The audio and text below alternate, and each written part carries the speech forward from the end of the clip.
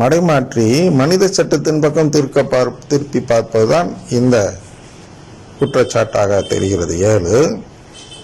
8வது என்றால் தமிழில் வாசிக்கிறேன், அடுத்த பகுதியில் பார்ப்போம். 8வது டீட்டெயிலாக, பரிகாரங்களுக்கான திருச்சபையின் சட்டங்கள் உயிருடன் இருக்கும் நபர்களுக்கு மட்டுமே பொருந்துமே தவிர அந்த திருச்சபையின் சட்டங்கள் இறந்தவர்களுக்கு எதுவும் பொருந்தாது.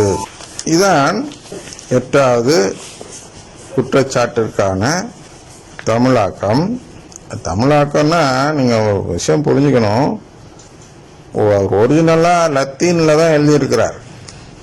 அது மொழிபெயர்ப்பு செய்தது தான் ஆங்கிலம். அந்த ஆங்கிலத்திலேயே அன்றைக்கு மொழிபெயர்ப்பு செய்தது வேற விதம், இன்றைக்கு மொழிபெயர்ப்பு செய்தது இன்றைய காலகட்டத்திற்கு ஏற்ப செய்திருக்கிறார்கள். அதை எடுத்து தான் நாம் பேசிக்கொண்டு இருக்கிறோம். அதனால் அவர் உண்மையிலே சொன்ன இன்னோட இன்னும் கொடூரமாக இருக்கும். அது இன்றைக்கு கொஞ்சம் பாலிஷ் ஆக்கி இருக்கிறார்கள். ஆனால் 8வதுல உள்ள அந்த ஆங்கிலத்தை வாசித்து காட்டுகிறேன். The penitential canons are imposed only on the living, and according to the canons themselves, nothing should be imposed on the dying.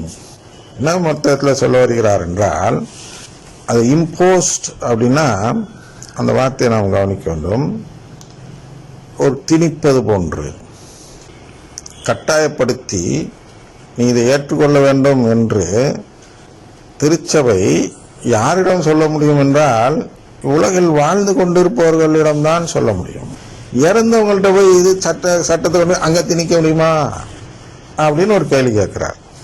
8க்கு இறந்தவர்கள் இறந்து விடுகிறார்கள், அதுக்கப்புறம் அவங்களுக்கும் திருச்சபைக்கும் சம்பந்தமே இல்லை.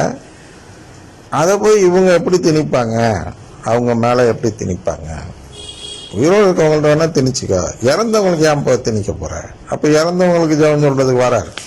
இறந்தவங்களுக்கு மன்னிப்பு, அதாவது இந்த பாவ மன்னிப்பு சீட்டு கொடுக்கல, இறந்தவர்களுக்கு நம்ம வேண்டிக்கிட்டு அதுக்கு ஒரு பணத்தை கட்டினோம்னா இந்த இறந்தோர் உடைய பாவங்கள் மன்னிக்கப்பட்டது என்பது போன்ற ஒரு நிலைப்பாட்டில் சீட்டு கொடுத்தார்கள். அதற்கு பொருள் என்னவென்றால், இந்த இறந்த நபர் இன்று கடவுளின் குடும்பத்தில் சேர்க்கப்படுகிறார். இதை சொன்னேன் அல்லவா, தந்தையானவர் காத்து கொண்டு இருக்கிறார், வாசல்ல பாவம் செஞ்சுட்டு திரும்பி வர மகனை பார்க்கிறார், ஓடோடி போய் அவனை வரவேற்கிறார். அது திருப்பி குடும்பத்தில் சேர்க்கும் செயல்.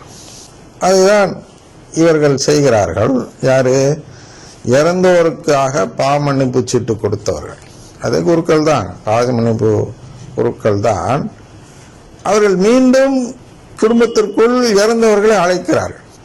இவர் என்ன சொல்றாரு, மார்ட்டின் லூத்தர், இல்லை நீ அப்படியெல்லாம் அழைக்கக்கூடாது, அதாவது உட்பொருள். அவர் வேற வார்த்தை தண்டனை வைத்து பேசுகிறார். ஆனால் கடவுள் அதை எப்படி பார்ப்பார் அப்படின்னு தான் நாம் பார்க்கிறோம்.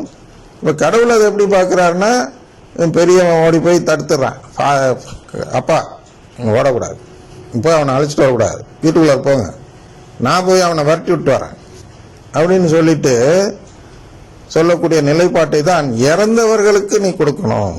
உயிரோடு இருக்கவன வேணா திருப்பி கூப்பிட்டுக்கோ, இறந்துட்டானா கடவுள் குடும்பத்தில் சேராத நிலையில் ஒருவன் இறந்து விடுகிறான், இந்த நபரு அப்படிப்பட்டவர் தான் மார்ட்டின் லூத்தர். இப்போ அவர் அங்கே இறந்த பிறகு மனம் மாற வேண்டும், நான் திருப்பி சேர்ந்துக்கிறேன்னு சொல்ல நினைக்கிறாரு. அப்படி நினைக்கிறவர்கள் மீண்டும் சேர்க்கப்படலாமா? இறந்தால இவங்க சேர்க்கலாமா? அதுதான் எங்கே போகிறோம், 1 பேதுரு 3:19 பார்க்க வேண்டும். இறந்து போன ஆன்மாக்களை கடவுள் இயேசு மீண்டும் சேர்த்து கொள்கிறார், மீட்பு தருகிறார். ஏன் பாவத்தை பார்த்து அவங்களுக்கெல்லாம் கிடையாதுன்னு சொல்ல வேண்டியானா? நோவா பேழையை செஞ்சுக்கிட்டு இருந்த நாள் முதல் இயேசு இறந்த நாள் வரை உள்ள இறந்து போன ஆன்மாக்கள் எல்லாம் ஒரு காவல் நிலையில் ஒரு இடத்துல இருக்கிறாங்க. அதான் நம்ம இன்னைக்கு உத்தரிக்கும் ஸ்தலம்னு சொல்றோம். அந்த காவல் நிலையில் இருக்கிறவங்கள்ட்ட போய் இயேசு நற்செய்தி அறிவித்தார். இயேசு நற்செய்தி அறிவித்தார், மனம் மாறாமல் எவனாச்சும் இருப்பானா? உடனே மனம் மாறுகிறார்கள். அந்த மனம் மாறினவங்கெல்லாம் என்ன பண்றாங்க, மறுநாள் இயேசு உயிர்த்தெழுந்து வரும்போது இவங்களும் உயிர்த்தெழுந்து தெருவுக்கள்லாம் போய் டிஸ்டர்ப் பண்ணாங்கன்னு பார்க்குறோம் திருவிழத்தில், இல்லையா? அப்ப இறந்த பின்பு அவர்களை சேர்க்க வழி இருந்ததால் தானே அவர்களை காவலில் வைத்திருக்கிறார். இல்லைன்னா செத்துப்போ மண்ணாக்க மாத்திரண்டானே. எதுக்கு ஆன்மாக்கள் வைத்திருக்கிறார்கள் காவலில்? அது மாதிரி காவலில் வைத்திருக்கும் இடம்தான் புத்தரிக்கும் ஸ்தலம் என்று சொல்லுவோம். சுத்தமாகும் இடம். சுத்தமாகும் இடம்னா என்ன? நம்முடைய கோரிக்கையில் குறைபாடுகள் இருக்கும் அப்படின்னா நான் என்ன பண்ணியிருப்பேன்? கடவுள் சட்டத்தையும் நம்பியிருப்பேன், மனித சட்டத்தையும் நம்பியிருப்பேன்.